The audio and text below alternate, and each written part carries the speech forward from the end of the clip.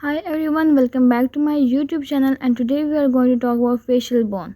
Earlier we talked about bones of skull, in which we said there are two types of bones of skull, which are bones of cranium and facial bone. Today we are going to talk about facial bone, and here at the side you can see the diagrammatic representation of skull showing different bones in different colors for the reference. So let's start the video with introduction. Facial skeleton is made up of 14 bones, most of which exist in pair, except for a few singular ones. These bones don't just give the face its shape, they also create cavities for eyes, nose, and mouth. They also anchor muscles used in facial expression and mastication. They also house the opening for the respiratory and digestive system. Now let's talk about bones of facial bone. They include nasal bone, maxilla, zygomatic bone, mandible, lacrimal bone, palatine bone, inferior nasal conchae, and vomer.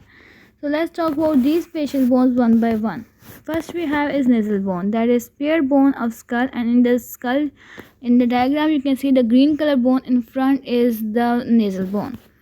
Location: bridge of nose. Function: these small rectangular bones form the upper portion of nose and support the cartilage that shape the lower part. Next facial bone we have is maxilla. As you can see in the diagram, the green color bone is maxilla, light green color bone. It is spear bone, that means there will be two maxilla in every skull. Location: upper jaw and central face area. Function: they house the upper teeth, form part of orbit, and contribute to the hard palate and nasal cavity. Each maxilla contains a large air-filled space that is called as maxillary sinus.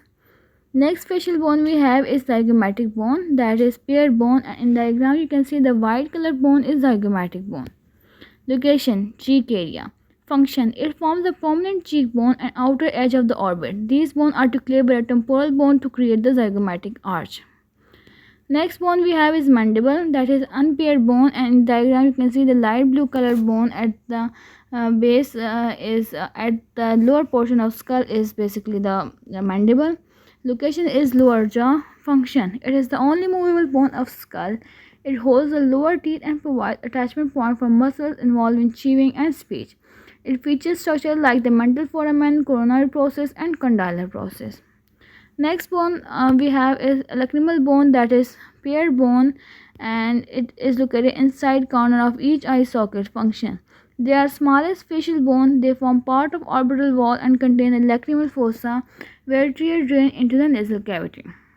Next bone we have is palatine bone, that is also the paired bone. That location is rear part of nasal cavity and hard palate. Function: they form the posterior portion of hard palate and contribute to the floor of nasal cavity and part of the orbit. Next facial bone we have is inferior nasal conchae, that is also the paired bone.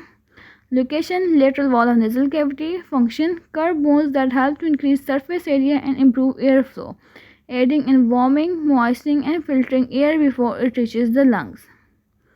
Next in facial bone we have is vomer, that is unpaired bone. That means there will be one vomer in every skull. Location: midline of nasal cavity. Function: it is a flat bone that forms the lower portion of nasal septum, separating the two nostrils. Now let's talk about summary of this lecture video. Facial bones are more than just an architectural element of human face. They are essential for critical life functions and sensory experiences. By supporting muscles and shaping the passages for air, food, and sound, these bones allow us to eat, breathe, and speak and express a full spectrum of emotion. And this was all about facial bone. Hopefully you liked the video. If you do, don't forget to like, share, subscribe, and comment. Thank you for watching.